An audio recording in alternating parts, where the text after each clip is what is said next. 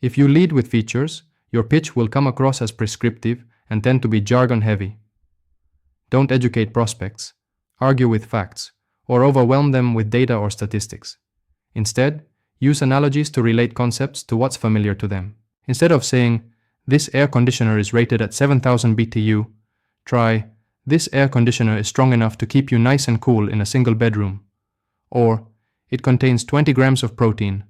Try, "That's equivalent to 3 eggs worth of protein." Better yet, relate features to direct benefits that speak to their values.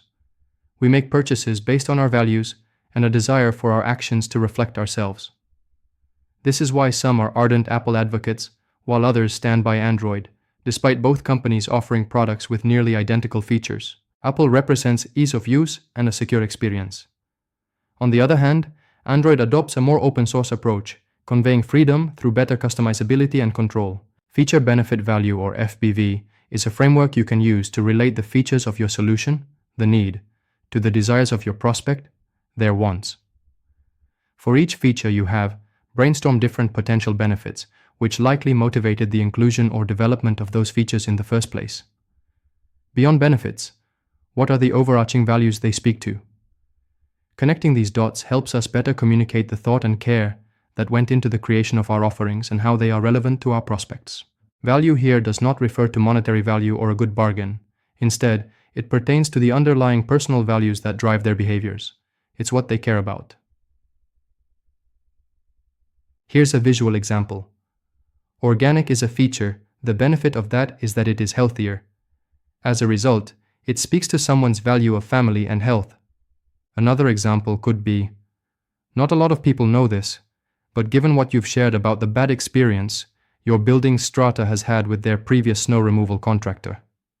This is the prospect's want. You'll probably appreciate that we offer the real-time ability to decline service. If you disagree with our weather assessment, this is a feature of your offering. This prevents unwanted, unnecessary visits, the benefit, and helps strata councils save money, the value.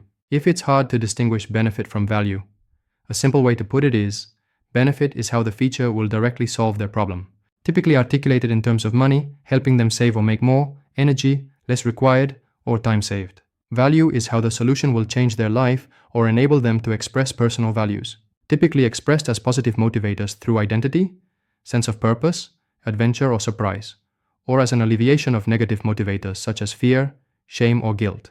You can also educate by highlighting how other customers have used specific features and relate them back to their values using FBV. For example, since you mentioned exceptional customer service is important for your business, we noticed that many businesses setting up marketing campaigns often overlook the experience that follows. ABC Company used our calendar booking system, your feature, to maximize inquiries that translate into actual booked meetings, the benefit. This is crucial in designing a great customer service experience, the value, as it ensures inquiries aren't left unanswered. When recommending, avoid rambling about features that have no relevance to what they've said. Instead, select the most relevant ones that benefit their situation. Like the examples we just discussed, lead with what they care about, not your features. To take it further, as you get better at assessing and listening, reiterate benefits and values in their own words, not yours. Subtle nuances in language can make a significant difference. An entrepreneur I know adjusted the copy for his social media training program from freelancer to digital nomad and saw a 20% spike in conversion. Avoid industry labels and instead use language that your prospects identify with. The Don't Mess with Texas campaign is another example. The state successfully reduced littering by 72% between 1987 and 1990 by communicating in a tone that resonated with 18 to 35-year-old men, who they identified as the demographic most likely to litter. Had officials adopted the more notoriously polite approach like "please stop littering," it wouldn't have been as effective. Here's an exercise. List 3 to 5 features you'd like to highlight about your solution. What are underlying or direct benefits? What values do these benefits reflect? Conversely, which features were derived from your company values? Found this valuable? Visit caremethodology.com for the 100% free, no email required to access ebook. Selling ethically, the Care Methodology.